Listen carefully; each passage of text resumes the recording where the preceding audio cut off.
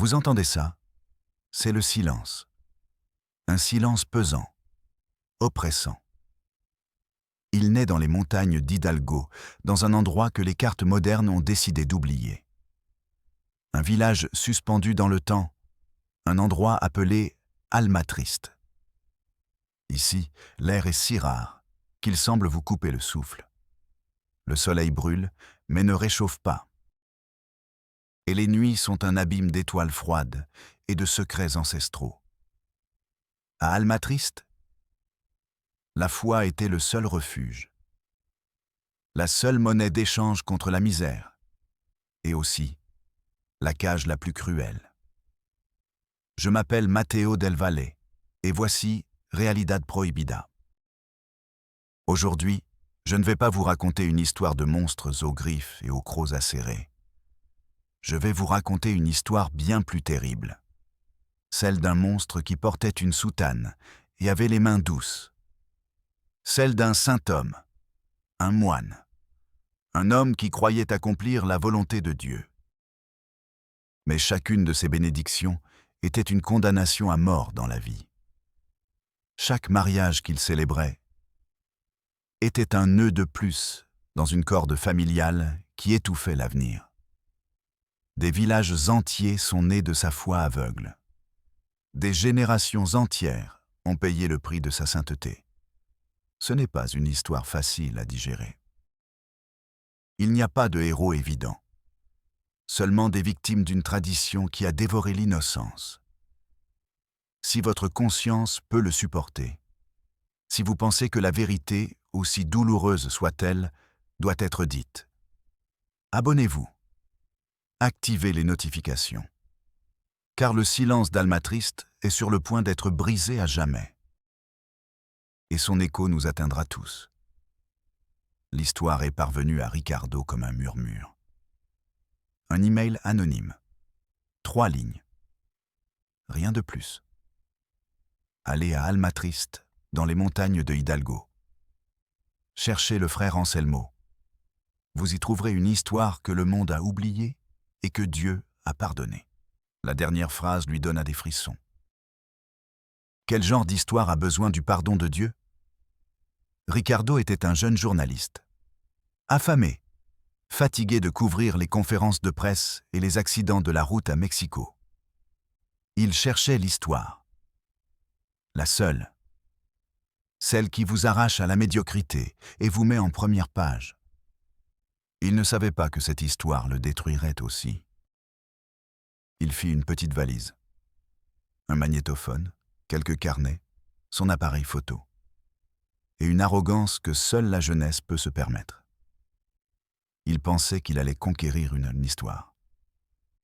En réalité, c'est l'histoire qui allait le dévorer. Le voyage fut une descente. Un voyage vers le cœur du néant. D'abord, l'autoroute, rapide, moderne, prévisible.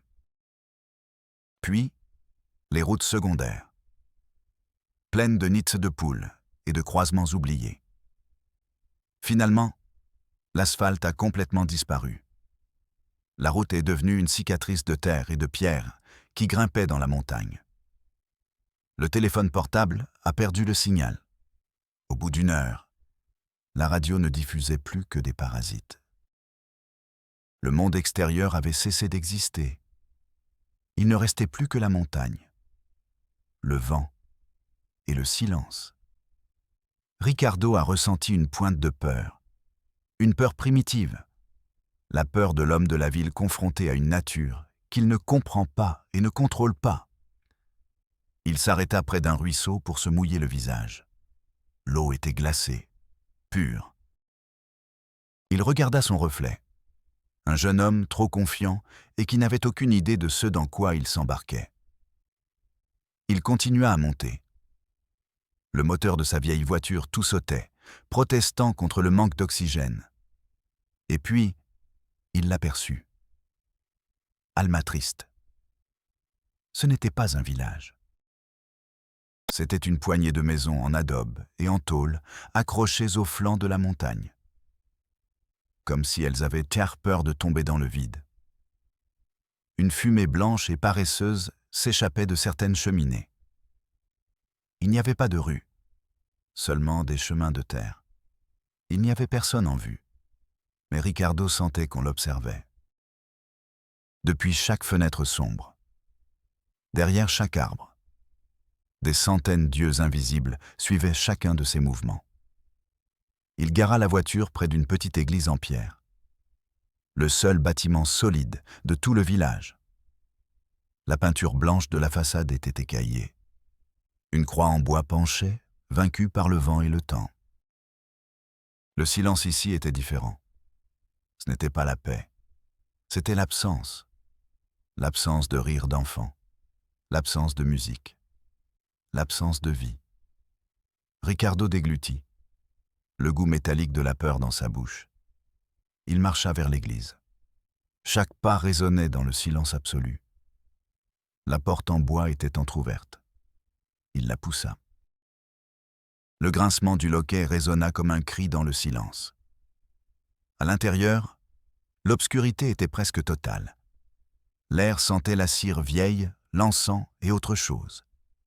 Quelque chose de sucré et de rance. L'odeur des secrets gardés depuis trop longtemps.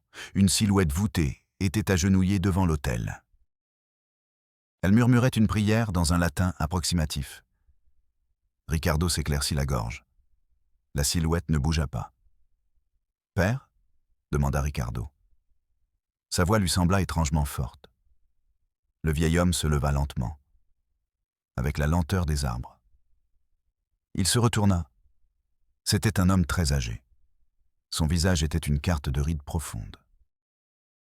Ses yeux étaient d'un bleu laiteux, voilés par la cataracte. Il était presque aveugle. « Je ne suis pas père », dit le vieil homme. Sa voix était un murmure de feuilles mortes. « Je ne suis qu'un simple serviteur. Je suis frère Anselmo. » Ricardo sentit son cœur faire un bond. C'était lui. « Je viens de la ville », dit Ricardo, essayant de paraître désinvolte. « Je suis historien.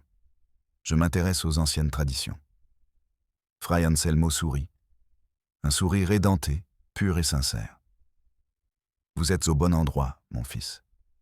Ici, à Almatriste, nous avons conservé la vraie foi, celle qui n'a pas été souillée par le monde moderne. » Il s'approcha de Ricardo, se déplaçant avec une assurance qui contredisait sa cécité. Il pose une main sur l'épaule du journaliste. Sa main était osseuse, mais étonnamment forte.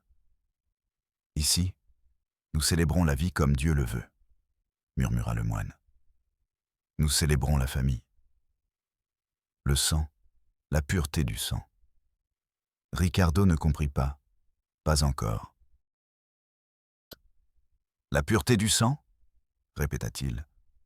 Frère Anselmo acquiesça, le visage illuminé d'une joie fanatique. « Oui, mon fils. Ici, le sang ne se mélange pas. Le sang se renforce. Les familles s'unissent entre elles pour préserver le don que Dieu nous a fait. » Le moine le guida vers une fresque décolorée sur l'un des murs latéraux de l'église. Elle représentait Adam et Ève. Mais il y avait quelque chose d'étrange. Adam et Ève étaient entourés de leurs enfants, et leurs enfants se mariaient entre eux. Caïn épousait l'une de ses sœurs, Abel en épousait une autre, et de ces unions naissaient d'autres enfants. Un arbre généalogique qui se repliait sur lui-même. Encore et encore. « C'est la tradition sacrée », expliqua frère Anselmo avec révérence. « La première famille nous a montré la voie. Le sang doit rester dans le sang. C'est la seule façon de ne pas être contaminé par le péché du monde extérieur. » Ricardo sentit le sol bouger sous ses pieds. L'air devint dense, irrespirable. L'odeur douce et rance s'intensifia. C'était l'odeur de la consanguinité, l'odeur de la génétique piégée dans une impasse. « Vous, » balbutia Ricardo, « vous célébrez ces unions ?» Le sourire de frère Anselmo s'élargit encore davantage. C'est mon plus grand honneur. J'ai béni des centaines de couples. J'ai vu nos enfants naître du sang pur. Je suis le gardien de la plus sainte des traditions. Ricardo recula d'un pas, puis d'un autre. Il heurta la porte. Le moine aveugle inclina la tête, déconcerté par le silence soudain de son visiteur. « Quelque chose ne va pas, mon fils ?» Ricardo était incapable de parler. Le mystorien, en lui, était extatique. Il avait trouvé l'histoire de sa vie. Mais l'être humain en lui criait. Un cri silencieux, étouffé. Il était venu chercher une histoire sur des traditions oubliées. Et il avait trouvé un enfer déguisé en paradis. Un endroit où l'inceste n'était pas un tabou. C'était un sacrement. Et l'homme qui le bénissait, un saint aveugle qui ne voyait pas l'horreur qu'il créait. Ricardo sortit de l'église en trébuchant. Il avait besoin d'air, mais l'air d'Almatriste ne semblait plus pur. Il était pollué, vicié par un secret qui durait depuis des siècles. Il s'appuya contre le mur en adobe du temple, le cœur battant à tout rompre dans sa poitrine. Une sueur froide lui coulait dans le dos. Il leva les yeux. Et pour la première fois, il vit les habitants du village. Ils étaient sortis de leur maison. Ils se tenaient debout, en silence, et l'observaient. Des hommes, des femmes, des enfants. Et sur leurs visages, Ricardo vit la vérité. Il la vit dans la forme de leurs mâchoires, dans l'écartement de leurs yeux, dans les malformations subtiles, mais indéniables. Ils étaient le fruit vivant de la tradition sacrée de Fray Anselmo. Des générations d'union entre frères et sœurs, entre oncles et nièces, entre pères et filles. Ils ne le regardaient pas avec hostilité. Ils le regardaient avec une curiosité vide, comme des animaux en cage qui voient un étranger pour la première fois. Une petite fille, âgée d'à peine 6 ans, s'approcha de lui. Elle avait de magnifiques yeux bleus, identiques à ceux de Fray Anselmo, mais ses doigts étaient soudés. 2 d'entre eux, à chaque main. La petite fille lui offrit une fleur sauvage. Ricardo la regarda. Il regarda sa main déformée, et il sentit le vomi lui monter à la gorge. Ce n'était pas du dégoût. C'était une tristesse si profonde, si vaste, qu'elle menaçait de l'étouffer. La petite fille n'était pas un monstre. C'était une victime. Ils l'étaient tous, victimes d'un moine qui les aimait tellement qu'il les avait détruits. Ricardo prit la fleur. Ses mains tremblaient. « Merci », murmura-t-il. La petite fille sourit. Et dans ce sourire tordu, Ricardo vit l'abîme. Cette nuit-là, il ne put dormir. Il resta dans sa voiture, les portes verrouillées. Mais aucune serrure ne pouvait empêcher les sons d'Almatriste d'entrer. Ce n'étaient pas des sons forts. C'étaient des murmures. Les pleurs d'un bébé qui semblait étrange, aigu.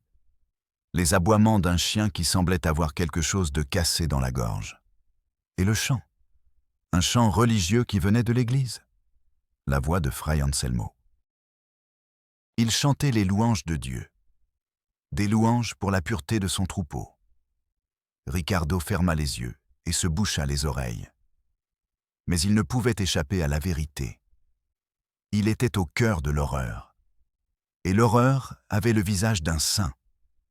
Le lendemain matin, Ricardo décida de parler aux gens. Il avait besoin de comprendre. Comment pouvait-il accepter cela? Ne voyait-il pas ce qui arrivait à leurs enfants? Il s'approcha d'une femme qui lavait du linge dans un bassin communal. La femme devait avoir une 30aine d'années, mais elle en paraissait 50. Son visage était fatigué, ses yeux éteints. « Bonjour », dit Ricardo. La femme le regarda, sans expression. « Vous êtes d'ici » demanda-t-il. Elle acquiesça. « Vous êtes né ici » Elle acquiesça à nouveau. « Votre famille est-elle aussi d'ici? La femme cessa de laver. Elle leva les yeux. Mon mari et mon frère, dit-elle avec un naturel qui glaça le sang de Ricardo. Mon père était le frère de ma mère. C'est la tradition. C'est la bénédiction de Fray Anselmo. Il n'y avait ni honte ni doute dans sa voix. Seulement une acceptation totale, absolue. Mais vos enfants, commença Ricardo. Ne voyez-vous pas que parfois, ils naissent différents? La femme haussa les épaules. Une résignation millénaire dans ce simple geste. Parfois, Dieu nous met à l'épreuve, dit-elle. Certains anges naissent avec les ailes brisées. Fray Anselmo dit que ce sont ceux que Dieu aime le plus, car leurs souffrances dans cette vie leur assurent une place au paradis. Ricardo resta sans voix. Le système était parfait. La foi expliquait tout. Le dogme justifiait la difformité. La souffrance devenait un billet pour le ciel. Frère Anselmo n'avait pas seulement créé un cycle d'inceste. Il avait construit toute une théologie pour le soutenir. Une forteresse idéologique imprenable.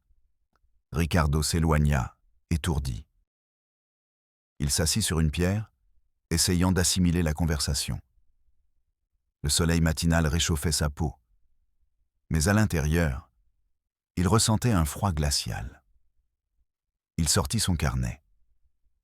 Sa main tremblait tellement qu'il pouvait à peine écrire. Il nota la phrase de la femme.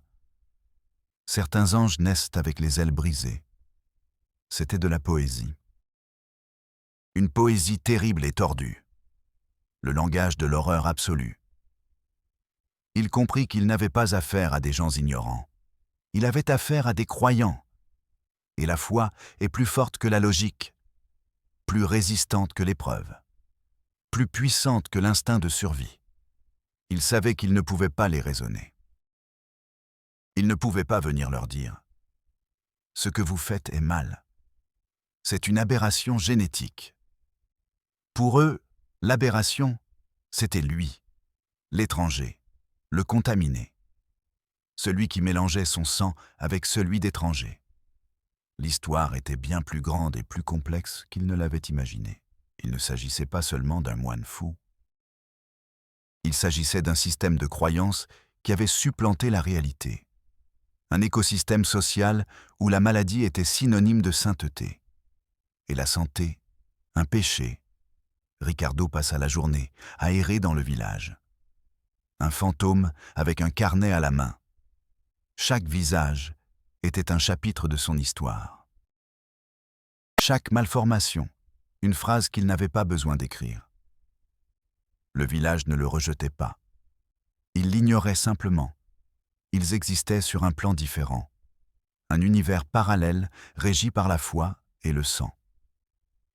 Il vit un jeune homme labourer un petit champ de maïs. L'homme était fort, ses bras étaient puissants. Mais il boitait fortement. L'une de ses jambes était visiblement plus courte que l'autre. Il chantait un chant religieux tout en travaillant. La même que chantait frère Anselmo à l'église. Une mélodie monotone et triste. Non loin de là, deux petites filles jouaient avec des poupées faites de chiffon et de maïs. Elles étaient sœurs, des jumelles. Elles avaient les mêmes cheveux blonds et pâles, et les mêmes yeux, l'un bleu et l'autre marron. Une hétérochromie, un caprice génétique. Ici, ce n'était pas un caprice, c'était une signature, la signature du sang qui se mord la queue. Ricardo sentit une oppression dans sa poitrine. Ce n'était pas un reportage, c'était une autopsie. L'autopsie de tout un village. Et lui en était le médecin légiste. Dans l'après-midi, il entendit un bruit. Des voix d'enfants. Mais ce n'était pas des rires, c'était un chant, faux, guttural, comme celui d'un chœur d'oiseaux blessés. Il suivit le bruit jusqu'à l'arrière de l'église. Là, sous un abri en tôle, se trouvait l'école d'Almatriste. Une douzaine d'enfants étaient assis sur des bancs en bois. Frère Anselmo se tenait debout devant eux. Il n'avait pas de livre entre les mains. Il avait une Bible. La seule leçon enseignée à Almatriste était la foi. Ricardo se cacha derrière un pilier en adobe. Et il observa. L'horreur le frappa avec la force d'un coup de poing dans l'estomac. Il n'y avait pas que la petite fille aux doigts soudés. Il y avait aussi un garçon d'environ 8 ans, avec une fente labiale si grave que son nez et sa bouche ne formaient qu'une seule ouverture. Il ne pouvait pas parler. Il ne pouvait émettre qu'un bourdonnement plaintif. Fray Anselmo lui caressait tendrement la tête. « Tu chantes comme un chérubin, Matteo, » lui disait-il. Il y avait une petite fille dont la tête était trop grande pour son corps frêle. Hydrocéphalie. Elle se balançait d'avant en arrière, le regard perdu. Fray Anselmo l'appelait la penseuse. Il disait qu'elle avait tellement de pensées de Dieu dans la tête que c'était pour cela qu'elle était plus grosse. Un autre enfant n'avait pas de bras, seulement de petits moignons à hauteur des épaules. Il apprenait à écrire sur un tableau noir avec un morceau de craie tenu entre les dents. Sa concentration était absolue. Sa détermination, héroïque. Fray Anselmo le présentait comme l'exemple parfait de la volonté. Vous voyez, Dieu ne vous donne pas une croix que vous ne pouvez pas porter. Et toi, Samuel, il t'a rendu plus fort que nous tous. Ricardo dut s'appuyer contre le pilier. Ses genoux fléchissaient. L'air refusait d'entrer dans ses poumons. Ce n'était pas la vue de ses difformités qui le brisait. C'était l'amour. L'amour sincère et profond que frère Anselmo éprouvait pour ses enfants. Il ne les voyait pas comme des monstres. Il les voyait comme ses chefs-d'œuvre, ses preuves vivantes de la grâce divine. Il les aimait, et son amour les tuait, un par un, génération après génération. Ricardo ferma les yeux. L'image de l'enfant écrivant avec sa bouche resta gravée dans son esprit. Le bourdonnement de l'autre enfant, le balancement rythmique de la petite fille à la grosse tête.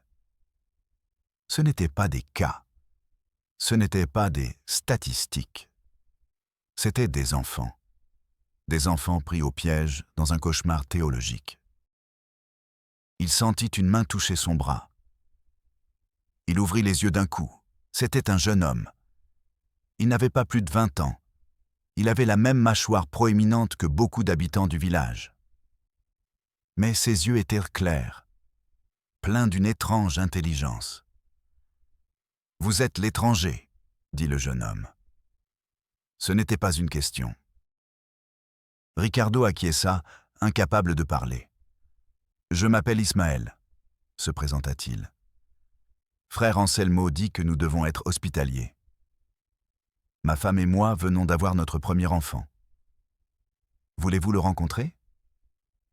L'invitation était si pure, si innocente. Ricardo ne pouvait pas refuser. C'était son travail, c'était son devoir. Même si chaque cellule de son corps lui criait de s'enfuir. Il suivit Ismaël sur un petit sentier. La maison était petite, en adobe, mais l'intérieur était impeccablement propre. Dans un coin, un petit autel avec une vierge et des fleurs sauvages. Une très jeune fille, presque une enfant, était assise sur un lit. C'était sa femme et sa sœur. La génétique ne mentait pas. Elles avaient bien les mêmes yeux, la même forme de nez. « Voici Lia », dit Ismaël avec fierté. Lia sourit timidement. Dans ses bras, enveloppé dans une couverture blanche, se trouvait le bébé. « C'est notre miracle », murmura Ismaël. Frère Anselmo l'a béni hier. Il a dit que c'était un séraphin. Il s'approcha du lit. Lia, avec une infinie délicatesse, écarta légèrement la couverture pour que Ricardo puisse voir le bébé. Et le monde de Ricardo s'arrêta. L'air se transforma en verre dans sa gorge. Il ne pouvait plus respirer. Il ne pouvait plus penser. Il ne pouvait que regarder. Le bébé était atteint d'anencéphalie, l'une des malformations les plus graves qui soient.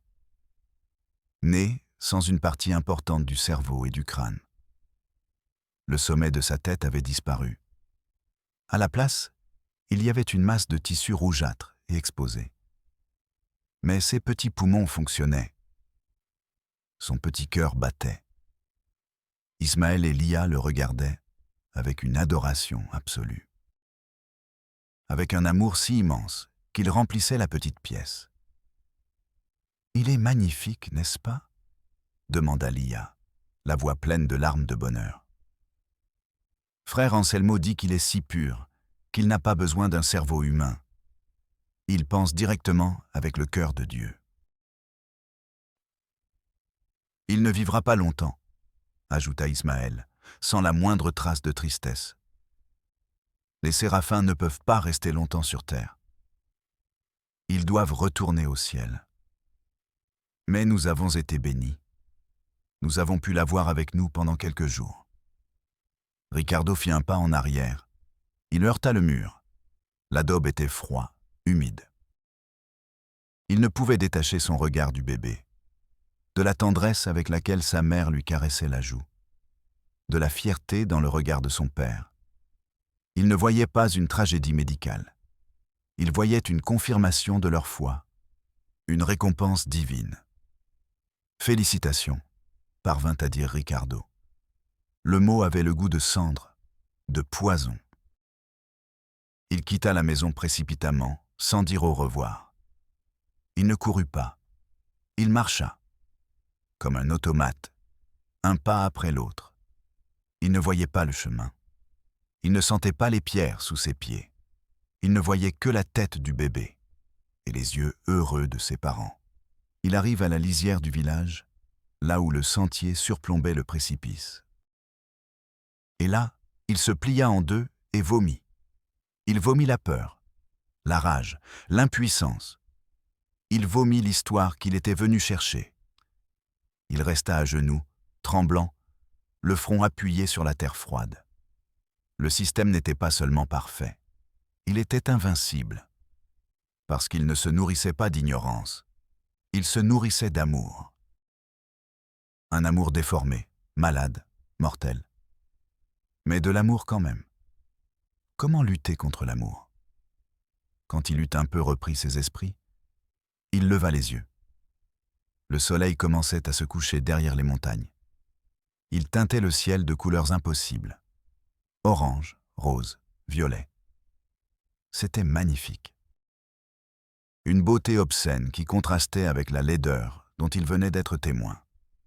Et puis, il le vit. Un peu plus loin, à l'écart du reste du village. Un petit érecliterrain entouré d'un muret de pierre. Il était rempli de croix. Des centaines de petites croix en bois. Certaines étaient neuves.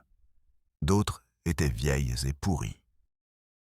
Ce n'était pas le cimetière principal du village. Il était trop petit. Et toutes les croix étaient de la même taille. Minuscules. Il s'approcha. Son cœur battait à tout rompre, lui laissant un mauvais pressentiment. Certaines croix étaient ornées de rubans aux couleurs fanées. Sur d'autres, un petit jouet en bois, un hochet cassé. Il n'y avait pas de nom, seulement des dates.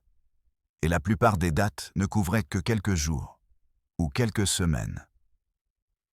C'est le jardin des innocents. La voix de frère Anselmo derrière lui fit sursauter Ricardo. Le vieux moine était là, appuyé sur sa canne. Son visage aveugle était tourné vers le petit cimetière. C'est ici que reposent nos anges les plus purs, poursuivit le moine, avec une sérénité effrayante. Ceux que Dieu appelle à ses côtés presque immédiatement. Les séraphins, ceux qui naissent avec leur mission déjà accomplie. Ricardo regarda la mère de croix. Puis, il regarda le moine. « Vous ne vous êtes jamais demandé pourquoi ?» murmura Ricardo. « Pourquoi sont-ils si nombreux? Pourquoi tant d'enfants meurent-ils ici ?» Frère Anselmo sourit. un sourire de compassion, comme s'il expliquait une vérité évidente à un petit enfant. « Ils ne meurent pas, mon fils. Ils montent au ciel, corrigea-t-il. Et ils sont si nombreux parce qu'Almatriste est un lieu saint, un lieu béni. Dieu sait qu'ici, nous prendrons soin de leurs âmes les plus fragiles, avec l'amour qu'elles méritent. C'est pourquoi il nous les envoie. » Il désigna le jardin de sa main osseuse. Chacune de ces croix n'est pas une perte. C'est une victoire. C'est une âme de plus que nous avons renvoyée au paradis, pure et sans tache. Le moine s'approcha de l'une des croix les plus récentes. Il la toucha avec révérence. C'était le petit Miguel. C'était le fils de mes neveux. Il était né sans peau sur les jambes, une souffrance terrible. Mais cela n'a duré que 2 jours. 2 jours de purification, puis la gloire éternelle. Nous avons eu beaucoup de chance. Ricardo sentait qu'il devenait fou. Il était pris au piège dans la logique d'un dément. Une logique si complète, si fermée sur elle-même, qu'elle ne laissait aucune place à la raison. La génétique était la volonté de Dieu. La maladie était la sainteté. La mort prématurée était une ascension.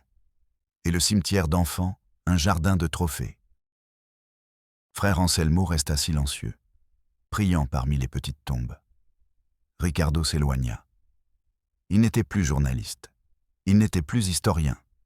Il était témoin. Témoin d'un crime parfait, d'un génocide lent, perpétré au nom de Dieu et avec les meilleures intentions. Le soleil disparut complètement. L'obscurité tomba sur Almatriste. Une obscurité qui n'était pas seulement à l'extérieur. Elle était à l'intérieur, dans les maisons, dans les âmes. Et maintenant, elle était aussi en lui. L'histoire n'était plus la sienne. Il appartenait à l'histoire. Et il savait, avec une certitude glaciale, qu'il ne pourrait jamais y échapper. Ni au jardin des innocents. Ricardo avait besoin de connaître l'origine. Le point zéro. Le moment où la folie s'était déguisée en foi. Cela ne pouvait pas être une tradition ancestrale, comme le disait le moine. L'instinct de survie, le tabou universel contre l'inceste, est plus ancien que n'importe quelle religion. Quelqu'un a dû planter cette graine empoisonnée. Quelqu'un a dû l'arroser avec ferveur, jusqu'à ce que ses racines étouffent la raison. Et ce quelqu'un ne pouvait être que frère Anselmo. Mais comment? Pourquoi? Ricardo passe les 2 jours suivants à gagner la confiance du moine. Il l'écoutait. Il posait les bonnes questions. Des questions non pas sur la génétique, mais sur la théologie. Non pas sur la maladie, mais sur l'âme. Il devint le disciple parfait. L'auditeur attentif que le vieux prédicateur aveugle attendait depuis des années. Et frère Anselmo, avide de partager sa vérité avec une nouvelle âme, lui ouvrit les portes de son passé. L'histoire ne commença pas dans les montagnes d'Hidalgo. Elle commença bien plus loin, dans un monastère en Espagne, dans les années d'après-guerre. Anselmo était un jeune novice, plein de ferveur, un mystique, un jeune homme qui voyait des miracles dans le vol d'un papillon et des messages divins dans la forme des nuages. Mais sa foi était fragile, tourmentée par la culpabilité de la chair, le désir, le péché originel qui souillait toute l'humanité. Il passait des nuits entières à veiller, à prier, à jeûner. Il se flagellait pour purifier un corps qu'il sentait irrémédiablement souillé. Ses supérieurs le regardaient avec un mélange d'admiration et d'inquiétude. Ils admiraient sa dévotion. Ils craignaient son extrémisme. « Le corps n'est pas l'ennemi, frère Anselme, » lui disait son abbé. « C'est le temple du Saint-Esprit. » Mais Anselme ne pouvait l'accepter. Comment un temple qui abritait des pensées impures pouvait-il être saint? Un temple qui saignait, qui désirait, qui vieillissait. Dans son esprit, le monde extérieur, l'humanité, était une masse corrompue. Contaminée depuis la naissance d'Ève. Un fléau de péché transmis de génération en génération par l'acte de procréation. Il était obsédé par la pureté absolue, celle qui existait avant la chute. Une nuit, pendant l'une de ses veillées fiévreuses, il eut une vision. Du moins, c'est ce qu'il crut. Épuisé, affamé, au bord de l'effondrement physique et mental, un ange lui apparut, ou ce que son esprit désespéré interpréta comme un ange, une figure de lumière. Le monde se noie dans sa propre souillure, lui dit l'ange. Le sang d'Adam est dilué, souillé par 1000 générations de péchés. Comment pouvons-nous nous sauver ? Demanda Anselmo. La réponse a toujours été là depuis le début, lui répondit la vision. Dans la première famille, le sang doit retourner au sang. Le fleuve doit retourner à sa source. C'est la seule façon de purifier la lignée. La famille doit se refermer sur elle-même, comme un jardin sacré, pour se protéger des mauvaises herbes du monde. La vision lui montra l'image de la fresque que Ricardo avait vue dans l'église. Adam, Ève et leurs enfants se mariant entre eux, créant une lignée pure, non contaminée. C'est là le véritable sacrement, conclut l'ange, la sainte endogamie, la voie pour créer une nouvelle humanité, une humanité digne de Dieu. Puis la vision disparut. Anselmo se réveilla sur le sol en pierre de sa cellule. Le soleil pénétrait par la petite fenêtre. Mais pour lui, c'était une nouvelle lumière. La lumière de la révélation. Il avait trouvé la réponse. Ce n'était pas de la folie. C'était une mission divine. Il courut en parler à son abbé. Le vieil abbé l'écouta patiemment, avec une tristesse infinie dans les yeux.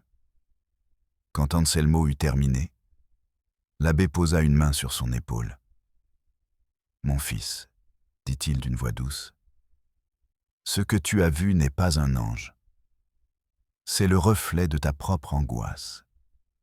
C'est l'orgueil spirituel, le plus dangereux des péchés. Croire que tu as trouvé une vérité que l'Église a ignorée pendant 2000 ans. » Anselmo ne l'écouta pas. Il était sourd à la raison. Pour lui, le doute de l'abbé était la preuve définitive. Le monde n'était pas prêt pour cette vérité. Pas même l'Église. Dieu ne l'avait révélée qu'à lui. Car lui seul avait la pureté et le courage nécessaires pour la mettre en œuvre. Cette nuit-là, Anselmo s'enfuit du monastère. Il devint un prédicateur errant, un prophète solitaire. Il parcourut les villages les plus pauvres d'Espagne, prêchant sa nouvelle et terrible doctrine.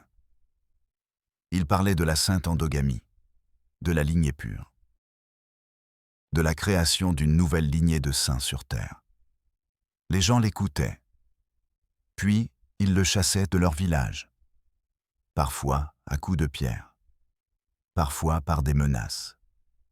Même les plus ignorants, les plus superstitieux, savaient que ce qu'il proposait était une monstruosité, un tabou gravé dans l'ADN de l'humanité. Il fut ridiculisé, battu, traité d'hérétique, de fou, de démon. L'Église l'excommunia. Mais rien de tout cela n'arrêta Anselme. Au contraire, chaque rejet était une confirmation. Comme le Christ, lui aussi était un prophète sans honneur dans son propre pays. Il souffrait pour la vérité, et cela rendait sa vérité encore plus réelle à ses yeux. Après des années d'échecs en Europe, il entendit des histoires. Histoires du Nouveau Monde, du Mexique, des peuples indigènes vivant dans des montagnes reculées, des lieux où la foi chrétienne n'était qu'une fine couche recouvrant un monde d'anciennes croyances, des lieux isolés, oubliés, des lieux où les gens vivaient dans la pauvreté et le désespoir, où toute promesse de salut aussi étrange soit-elle, pouvait trouver un terrain fertile. Anselmo a ressenti l'appel. Sa mission n'était pas dans la vieille Europe corrompue. Elle était dans le Nouveau Monde. C'est là qu'il trouverait son peuple élu. C'est là qu'il construirait son jardin sacré. Il s'est rendu au Mexique en tant que missionnaire indépendant. Il s'est enfoncé dans les montagnes les plus reculées, des endroits où ni le gouvernement ni l'Église n'avaient accès. Et après des mois de recherche, il trouva Almatriste, ou plutôt ce qui n'était alors qu'un petit hameau sans nom. Une poignée de familles vivant dans une pauvreté abjecte, isolées du monde, sans prêtre, sans médecin, sans école, sans espoir. Elles étaient l'argile parfaite pour ses mains de prophète. Anselmo ne se mit pas immédiatement à prêcher sa doctrine. Il s'y prit plus intelligemment. Il commença par gagner leur confiance. Il les aida à construire leur maison. Il leur apprit à creuser des puits plus profonds. Il soignait leurs malades avec des herbes et des prières. Il baptisait leurs enfants. Il enterrait leurs morts. Il devint leur tout, leur père, leur guide, leur seul lien avec Dieu. Il l'appelait Fray Anselmo, le saint moine. Pendant des années, il a construit son autorité, une autorité absolue, incontestable. Sa parole est devenue loi, et quand il a senti qu'ils étaient prêts, quand leur dévotion pour lui était totale, il a commencé à semer la graine. Il ne l'a pas fait d'un seul coup. Il l'a fait petit à petit. Il a commencé à parler de pureté, de la façon dont le monde extérieur était plein de péchés et de maladies, de la façon dont eux, les habitants de la montagne, étaient spéciaux, choisis par Dieu pour rester purs. Il leur a raconté l'histoire d'Adam et Ève d'une manière nouvelle. Non pas comme une histoire de chute, mais comme un mode d'emploi. Il leur a parlé du sang, de la façon dont le sang de son petit peuple était plus pur, plus fort, et comment le mélanger avec celui de l'extérieur était une trahison envers Dieu. Et un jour, lorsqu'un jeune couple de cousins au 2e degré a voulu se marier, Anselmo a vu là une opportunité. La coutume locale, comme dans de nombreux endroits ruraux, était laxiste en matière de mariage entre parents éloignés. Anselmo ne s'est pas contenté de l'autoriser. Il l'a célébré comme l'événement le plus sacré. Aujourd'hui, proclama-t-il devant tout le village, commence la restauration. Aujourd'hui, nous revenons au plan originel de Dieu. Aujourd'hui, le sang revient au sang. Il bénit l'union avec une ferveur qui captivait tout le monde. Et quand leur premier enfant, un garçon en bonne santé, naquit, Anselmo le présenta comme un miracle, la preuve que sa voie était la bonne. Peu à peu, l'idée s'est normalisée. Les cousins germains ont cédé la place aux cousins germains. Puis aux oncles et aux nièces. Anselmo trouvait toujours une justification théologique, une citation biblique détournée, une interprétation délirante de la vie d'un saint. Chaque nouvelle union était un pas de plus vers la sainteté. Et puis, les problèmes ont commencé. Les anges aux ailes brisées. Les premiers enfants sont nés avec des malformations évidentes. Il y avait de la peur. Il y avait des doutes. Les gens se sont tournés vers Anselmo. « Pourquoi, Père ? Pourquoi Dieu nous envoie-t-il cette souffrance ?» Et Anselmo, au lieu de voir la conséquence logique de ses actes, y a vu une épreuve de foi. Et il a donné la réponse qui sauverait sa doctrine et qui condamnerait le peuple à jamais. « Ce n'est pas une souffrance, leur a-t-il dit, c'est une bénédiction. Ces enfants sont si purs, si saints, qu'ils ne peuvent supporter le poids du monde. Ce sont des âmes spéciales que Dieu nous envoie pour nous rappeler la fragilité de la vie et la certitude du paradis. Leur courte vie est un sacrifice sacré qui purifie tout notre peuple. Il transforme la tragédie génétique en un privilège spirituel. Il fit de la maladie un signe de l'élection divine et de la mort une graduation. Les gens, désespérés de trouver un sens à la douleur, acceptèrent cette explication. Ils l'adoptèrent. Car il était plus facile de croire en un enfant sain qu'en un enfant malade.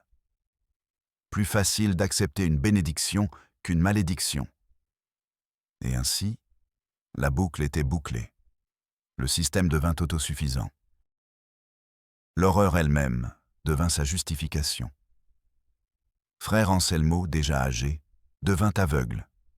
Une cécité physique qui était le symbole parfait de sa cécité spirituelle.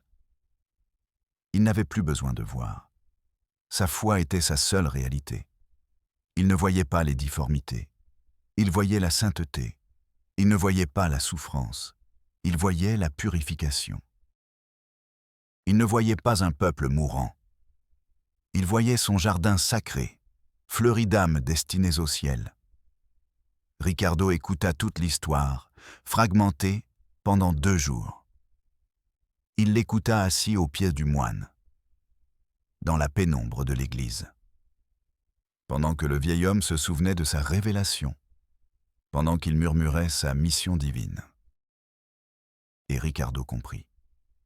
Il comprit toute l'anatomie de la folie, la logique impeccable du délire. Anselmo n'était pas un monstre cynique. Il était pire. C'était un homme sincère. Un homme qui avait construit un enfer sur terre avec les briques de l'amour et de la foi. Un homme qui avait sacrifié des générations entières sur l'autel de son propre salut. Lorsque le moine eut terminé son récit, ses yeux aveugles étaient remplis de larmes. « Maintenant, tu comprends, mon fils, » murmura-t-il. « Maintenant, tu vois la beauté de notre objectif. » Ricardo ne put qu'acquiescer. Les mots s'étaient dissous dans sa gorge. Il était venu chercher un coupable. Et il avait trouvé une tragédie bien plus profonde. La tragédie d'un homme qui avait tenté d'être plus saint que Dieu. Et ce faisant, il était devenu le diable. Ricardo avait l'histoire. Une histoire si monstrueuse qu'elle brûlait dans son enregistreur et dans son carnet. Mais cela ne suffisait plus. Être témoin ne suffisait plus. Pas après avoir vu le bébé Séraphin. Pas après avoir marché dans le jardin des innocents. Pas après avoir compris la logique folle mais sincère de Fray Anselmo. Il devait faire quelque chose. Il devait l'arrêter. Avec une naïveté qu'il mépriserait plus tard, il croyait que ce serait facile. Il lui suffisait de montrer les preuves. De raconter l'histoire aux bonnes personnes. Et le système agirait. La cavalerie viendrait sauver Almatriste de lui-même. Il fit ses bagages en silence, avant l'aube. Il ne dit au revoir à personne. Il se sentait comme un traître, un espion fuyant dans la nuit. Alors que sa voiture descendait le chemin de terre, il regarda dans le rétroviseur. La silhouette de l'église d'Almatriste se découpait sur le ciel gris de l'aube. Elle ressemblait à un mausolée. Et c'était le cas. Le voyage de retour fut une ascension. Un retour à un monde qui, soudain, semblait incroyablement complexe et bruyant. Le premier signal cellulaire qui entra dans son téléphone fut un choc. Les bruits de la ville, une cacophonie qui lui perçait les oreilles. Les gens dans les rues se déplaçaient avec une précipitation qui lui semblait absurde. Il venait d'un endroit où le temps s'était arrêté. Son premier arrêt fut la rédaction de son journal. Il entra directement dans le bureau de son rédacteur en chef, un homme cynique aux cheveux gris nommé Vargas. « J'ai l'histoire », dit Ricardo en posant son magnétophone sur le bureau. « L'histoire de nos vies. » Vargas écouta. Ricardo lui raconta tout, le moine, la tradition, les enfants, le jardin, et, au fur et à mesure qu'il parlait, L'expression cynique de Vargas fit place à l'incrédulité, puis à l'horreur. Lorsque Ricardo eut terminé, le rédacteur en chef resta silencieux pendant une longue minute. Il se frotta les yeux. « Mon Dieu, mon garçon, » murmura-t-il. « C'est une bombe atomique. » Ricardo ressentit un immense soulagement. Il avait compris. « Nous publierons demain, » dit Ricardo. « En première page. Il faut dénoncer cela immédiatement. » Vargas secoua lentement la tête. « Pas si vite, » dit-il. « Nous ne pouvons pas publier cela comme ça. Avez-vous des preuves? Des photos des enfants? Des analyses médicales? Des documents? » « J'ai les témoignages, » répliqua Ricardo. « J'ai les aveux du moine. J'ai mes yeux. J'ai tout vu. »« Tes yeux ne constituent pas une preuve légale, mon garçon, » dit Vargas, son cynisme revenant. « Si nous publions cela sans preuves irréfutables, ils nous poursuivront en justice pour la moindre chose. L'Église, les groupes de défense des droits de l'homme pour exploitation des personnes vulnérables, le gouvernement pour diffamation. Ils nous détruiraient. Et pire encore, personne ne te croirait. Ça ressemblerait à un roman d'horreur bon marché. » Ricardo eut l'impression de recevoir un coup de poing. « Alors on ne fera rien ?» demanda-t-il, la voix tremblante de colère. « Je n'ai pas dit ça, » répondit Vargas. « J'ai dit qu'il nous fallait plus. Il nous faut une confirmation officielle, une intervention. Va voir les autorités, dénoncez-le. Allez voir le DIF, le ministère de la Santé, le parquet. Obtenez l'intervention d'un organisme officiel. Et alors, nous aurons la couverture nécessaire pour raconter l'histoire. Nous serons ceux qui auront révélé l'inaction du gouvernement. C'est une histoire que nous pouvons publier. » Ricardo se sentit dégoûté. Le système ne recherchait pas la vérité. Il cherchait à se couvrir, à classer l'horreur sous un angle journalistique vendable. Mais il n'avait pas d'autre choix. Son arrêt suivant fut le Bureau régional du système national pour le développement intégral de la famille, DIF. Il lui fallut 3 heures d'attente pour obtenir un rendez-vous avec une assistante sociale de niveau intermédiaire, une femme nommée Carmen Mendoza. Elle avait le regard fatigué de ceux qui ont vu trop de misère. Ricardo lui a raconté l'histoire à nouveau, avec moins de passion, avec plus de faits. Carmen l'a écouté attentivement, prenant des notes. Elle n'a montré ni surprise ni horreur. Seulement une lassitude professionnelle. Quand Ricardo a eu fini, elle a soupiré. « Écoutez, jeune homme, » dit-elle d'une voix monotone. « Nous recevons des dizaines de rapports de ce genre chaque semaine. Des communautés isolées, des coutumes étranges, des abus. La plupart sont des exagérations ou des querelles locales. »« Ce n'est pas une exagération, » insista Ricardo. Je parle d'inceste systématique, d'enfants nés avec de graves malformations, d'un cimetière d'enfants. Carmen feuilleta un manuel de procédure. « Almatriste n'apparaît pas sur nos cartes de service, » dit-elle sans lever les yeux. « Techniquement, cela ne relève pas de notre compétence directe. Pour pouvoir intervenir, nous avons besoin d'un rapport officiel d'une autorité locale. Le président municipal, le commissaire égidal. Il n'y a pas d'autorité locale là-bas. La seule autorité, c'est le moine, » s'écria Ricardo. Carmen leva les yeux. Pour la première fois, une lueur d'émotion brillait dans ses yeux, de l'irritation. « Alors nous avons besoin d'une plainte officielle d'un membre de la famille directe, » continua-t-elle, comme si elle récitait un script. Un père dénonçant les abus subis par son fils. Une mère. Quelqu'un de l'intérieur. Ricardo faillit rire. Un rire amer et brisé. Les parents pensent que c'est une bénédiction. Personne ne va rien dénoncer? Carmen haussa les épaules. Un geste minime. Fin de la conversation. Sans plainte officielle ou demande d'une autre instance, nous ne pouvons pas mobiliser une unité. Je suis désolé. Ce sont les règles. Elle ferma son dossier.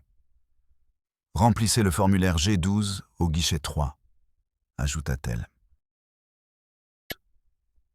C'est le rapport sur les situations de vulnérabilité possibles dans les communautés non enregistrées. Il sera enregistré dans le système. Ricardo resta debout, immobile. Il sentit le froid des murs du bureau, le bourdonnement de la climatisation, l'odeur du vieux papier et du café brûlé. Le système ne cherchait pas à aider. Il cherchait à traiter, à transformer la tragédie humaine en un numéro de dossier. Et que va-t-il advenir de ce formulaire? Demanda Ricardo d'une voix faible. Il sera évalué lors de la prochaine réunion trimestrielle de planification régionale, répondit Carmen, déjà en train de taper sur son ordinateur, son attention complètement détournée. La réunion trimestrielle, dans 3 mois. Entre-temps, le bébé Séraphin mourrait. Un autre enfant naîtrait avec les ailes brisées. Et Fray Anselmo continuerait à chanter ses louanges.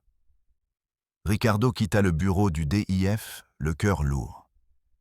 L'indifférence était un mur plus haut que les montagnes d'Hidalgo. Sa prochaine tentative fut le ministère de la Santé. Peut-être qu'un argument médical fonctionnerait. Une urgence sanitaire. Après une demi-journée supplémentaire perdue dans les couloirs et les guichets, il réussit à parler à un épidémiologiste, le docteur Hinojosa. Un jeune homme intelligent, vêtu d'une blouse blanche impeccable. Ricardo lui expliqua la situation. Il se concentre sur les détails médicaux. Anencéphalie, fente labiale, hydrocéphalie, syndactylie. Il utilisa les termes qu'il avait frénétiquement recherchés sur Internet la veille au soir. Le docteur Hinojosa l'écouta avec un intérêt scientifique sincère. « Fascinant », dit-il lorsque Ricardo eut terminé. « D'un point de vue génétique, c'est un cas d'étude extraordinaire. Un goulot d'étranglement démographique avec une dérive génétique accélérée. J'aimerais beaucoup prélever des échantillons. » « Des échantillons ?» répéta Ricardo, incrédule. « Vous n'allez rien faire? C'est une crise de santé publique. » Le docteur sourit avec condescendance. « Techniquement, ce n'est pas une épidémie. »« Ce n'est pas contagieux, » expliqua-t-il. « Ce sont des troubles génétiques congénitaux. Nous ne pouvons pas forcer les gens à se soumettre à des tests génétiques ou à ne plus avoir d'enfants. Ce serait une violation de leurs droits humains, vous ne pensez pas? » Il ajusta ses lunettes. « Ce que je peux faire, c'est envoyer une demande pour inclure Almatriste dans le prochain recensement des maladies rares. Cela pourrait prendre 1 an ou 2 avant d'être approuvé, mais ce serait très précieux pour la recherche. »« La recherche ?» s'écria Ricardo, perdant son sang-froid. « Ce ne sont pas des rats de laboratoire. Ce sont des enfants qui sont en train de mourir. » Le visage du médecin se durcit. « Monsieur, je vous demande de modérer votre ton. J'ai des protocoles à respecter. Je ne peux pas simplement envoyer un hélicoptère et évacuer un village, parce que vous avez vécu une expérience émotionnelle forte. Le monde ne fonctionne pas ainsi. » Il lui tendit une carte. « Si vous obtenez une ordonnance du tribunal ou une requête du procureur, alors nous pourrons agir. En attendant, je vous remercie pour ces informations. Elles sont très intéressantes. » Le mot « intéressant » résonnait dans la tête de Ricardo comme une insulte. Son horreur était intéressante. La souffrance de ses enfants était un cas d'étude fascinant. Il sortit de là avec un goût d'échec dans la bouche, un goût métallique et amer. Chaque porte à laquelle il frappait se refermait devant lui. Chaque fonctionnaire qu'il rencontrait l'enveloppait dans une toile d'araignée faite de bureaucratie, de procédures, de juridiction. Le système n'était pas conçu pour résoudre les problèmes. Il était conçu pour se protéger lui-même, pour diluer la responsabilité jusqu'à ce qu'elle disparaisse. Son dernier espoir était le procureur général de l'État. La plainte pénale, abus, négligence, peu importe. Ici, l'ambiance était différente, plus sombre, plus pesante. L'air sentait la peur et le désespoir. Cela lui prit toute la journée. Mais il fut finalement reçu par un procureur adjoint. Un homme aux cernes profonds et au costume bon marché. Ricardo raconta l'histoire pour la 3e fois. Cette fois, il se sentait comme un disque rayé. Sa voix était dénuée d'émotion. Le procureur l'écouta sans prendre une seule note. Lorsque Ricardo eut terminé, le procureur se cala dans son fauteuil. Le cuir synthétique craqua. « Voyons si je comprends bien », dit le procureur d'un ton dangereusement calme.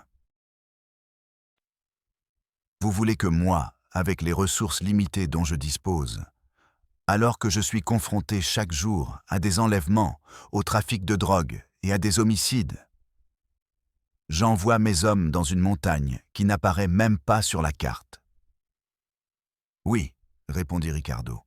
« Pour arrêter un moine aveugle de 90 ans, poursuivit le procureur. Oui. Qui est aimé de toute sa communauté. Oui.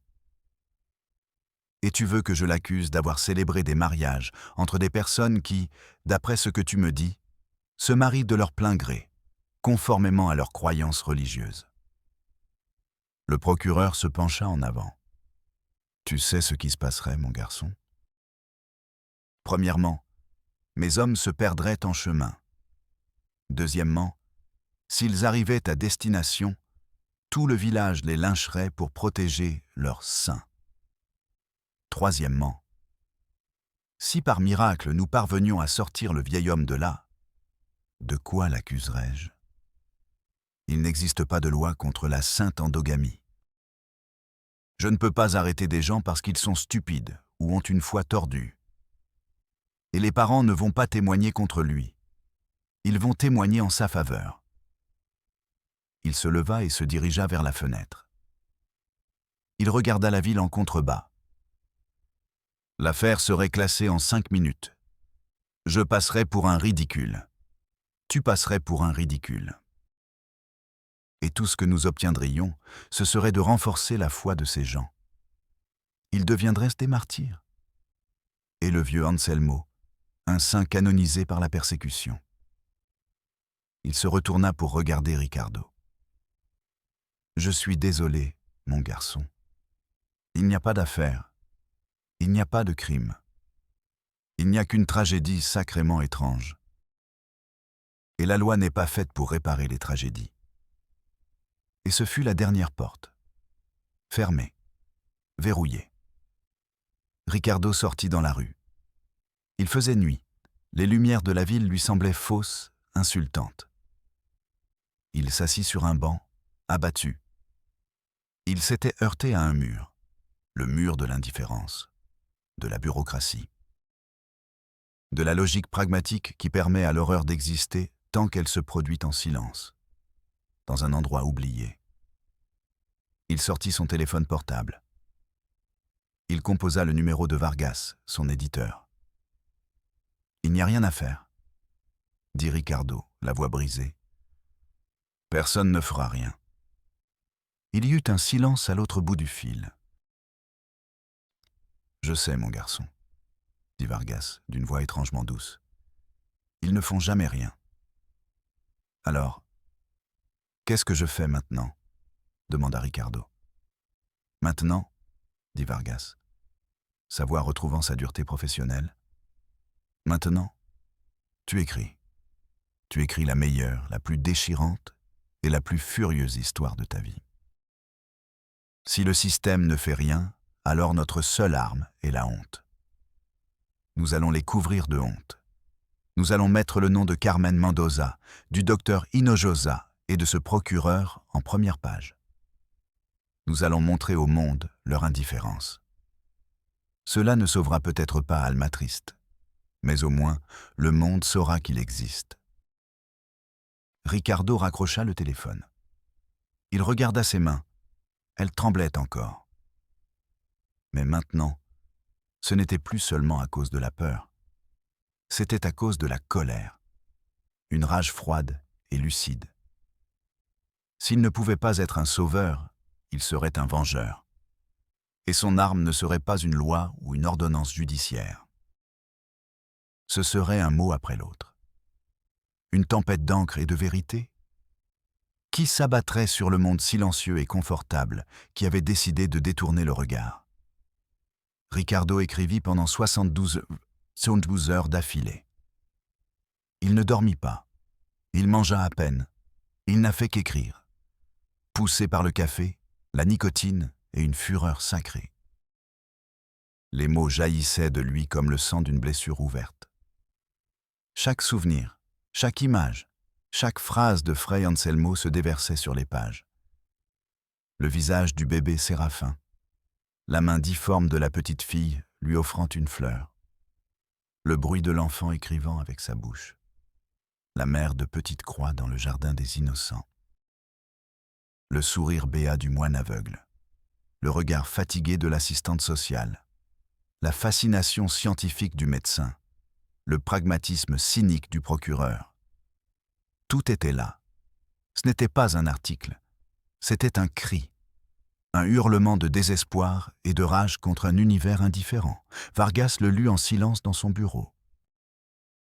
Lorsqu'il eut terminé, il retira ses lunettes et les nettoya lentement. Il ne dit pas « c'est bien » ou « c'est brillant ». Il dit simplement « nous le publierons dimanche ». Édition complète. Pas de publicité sur ces pages. Le dimanche arriva. L'article, intitulé « Le jardin des innocents », occupait 8 pages complètes du journal. La photo en couverture ne montrait pas les difformités. Vargas avait été malin sur ce point. C'était une photo que Ricardo avait prise presque par accident. La petite église d'Alma Triste au crépuscule, avec sa croix tordue et son aura d'abandon. C'était une image troublante. Elle promettait un secret, pas un spectacle d'horreur. L'effet fut immédiat et dévastateur. Le lundi, le pays ne parlait que de cela. L'histoire était diffusée sur toutes les radios, dans toutes les émissions de télévision. Les gens étaient horrifiés, fascinés, indignés. Les bureaux du DIF, du ministère de la Santé et du parquet ont été assiégés par les journalistes. Les noms que Ricardo avait cités dans son article sont devenus célèbres du jour au lendemain. Carmen Mendoza ne répondait plus au téléphone. Le docteur Hinojosa a publié un communiqué évoquant des protocoles d'enquête. Le procureur adjoint a été temporairement réaffecté à des tâches administratives. Le système, qui avait été un mur d'indifférence, s'est soudainement transformé en une machine frénétique de contrôle des dégâts. Chacun s'est rejeté la faute. Le DIF a reproché au ministère de la Santé de ne pas avoir déclaré l'état d'urgence sanitaire. Le ministère de la Santé a reproché au parquet de ne pas avoir fourni d'ordonnance judiciaire. Le ministère public a reproché au DIF de ne pas avoir produit à temps un rapport sur la vulnérabilité. C'était un ballet grotesque de bureaucrates paniqués. Pendant qu'ils se montrèrent du doigt, un convoi de camions du gouvernement, de la télévision et d'organisations de défense des droits humains a entamé la difficile ascension vers Alma Triste. La cavalerie était enfin en route. Trop tard. Et pour de mauvaises raisons. Ils n'allaient sauver personne. Ils allaient se sauver eux-mêmes de la honte publique. Ricardo ne les a pas accompagnés. Il est resté en ville, regardant le cirque médiatique à la télévision. Il se sentait vide. Il avait gagné. Il avait obtenu la réaction qu'il voulait. Mais il ne se sentait pas victorieux. Il se sentait sale. Il avait exposé la douleur d'Almatriste au monde entier. Il en avait fait un produit de consommation de masse. La tragédie de la semaine. Il vit les images, aux informations. Des journalistes en gilet de presse interviewaient les habitants du village. Les caméras zoomaient sans vergogne sur les malformations des enfants. Les villageois, confus, effrayés, regardaient ces étrangers avec leur lumière et leurs microphones. Ils ne comprenaient rien. Un jour, ils étaient les élus de Dieu. Le lendemain, ils étaient des monstres dans un zoo médiatique. Fray Anselmo fut expulsé de l'église. Les caméras ont tout filmé. Le vieux moine, aveugle et fragile, clignant des yeux sous les flashs qu'il ne pouvait pas voir. Il ressemblait à un prophète biblique exilé, perdu, demandant pourquoi on l'éloignait de son troupeau. Il a été interné dans un établissement psychiatrique. Diagnostiqué comme souffrant de délire mystique et de schizophrénie paranoïde. Il est mort 3 mois plus tard. De tristesse, disaient les infirmières. Il a cessé de manger. Il a refusé de parler. Il s'est simplement éteint, loin de son jardin sacré. Le gouvernement a sauvé les enfants. Ils ont été emmenés dans des orphelinats et des centres de soins spécialisés de la ville, arrachés au seul monde qu'ils connaissaient, loin de leurs parents, loin de la logique tordue mais aimante qui donnait un sens à leur vie. Beaucoup d'entre eux, comme Fray Anselmo, sont morts peu de temps après.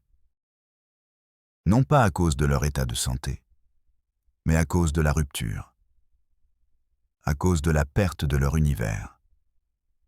Le reste du village a été relogé, dispersé dans différents programmes d'aide sociale. On leur a donné de nouvelles maisons dans des quartiers sociaux. On leur a donné accès à des médecins et à des écoles. On les a intégrés de force dans le monde moderne qu'ils redoutaient tant. Mais leur foi brisée et leur corps marqués par des générations d'inceste n'ont pas disparu. Ils sont devenus des parias, des étrangers dans un monde qu'ils ne comprenaient pas et qui les regardaient avec un mélange de pitié et de dégoût. Almatriste, le village, a été déclaré zone à risque géologique et abandonnée. La végétation a commencé à envahir les maisons en adobe. L'église s'est effondrée l'hiver suivant. Le jardin des innocents a disparu sous les broussailles. Le silence revint sur la montagne. Mais c'était désormais un silence définitif. Le silence de la mort. 1 an plus tard, Ricardo retourna à Almatriste. Seul. Le chemin était presque impraticable. Les maisons étaient en ruine. Il ne restait plus rien, pas même les fantômes. Il s'assit sur les ruines de ce qui avait été l'église. Il avait sauvé le village, mais il l'avait détruit pour y parvenir. Il avait extirpé le cancer, mais le patient était mort pendant l'opération. Avait-il fait le bon choix? Cette question le tourmenterait jusqu'à la fin de ses jours. Il n'y avait pas de réponse facile. Il n'y avait pas de héros dans cette histoire. Seulement des degrés de tragédie. Il regarda la vallée depuis la montagne. Le monde continuait de tourner. Les gens continuaient à vivre, à aimer, à haïr, complètement inconscients du drame qui s'était déroulé sur ce sommet oublié.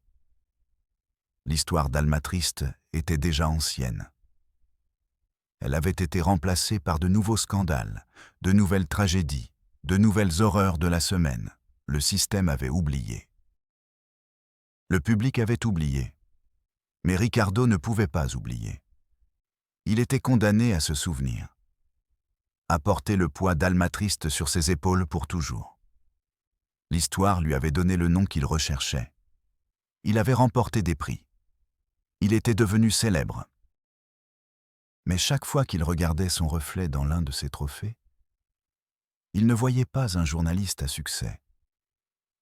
Il voyait les yeux du bébé Séraphin. Il entendait le chant faux des enfants de l'école de Fray Anselmo. et il sentait le froid du jardin des innocents. La vérité parfois ne libère pas. Parfois, la vérité est une condamnation. Une cellule dont on ne sort jamais. Car il y a des réalités qui, une fois vues, ne peuvent être oubliées.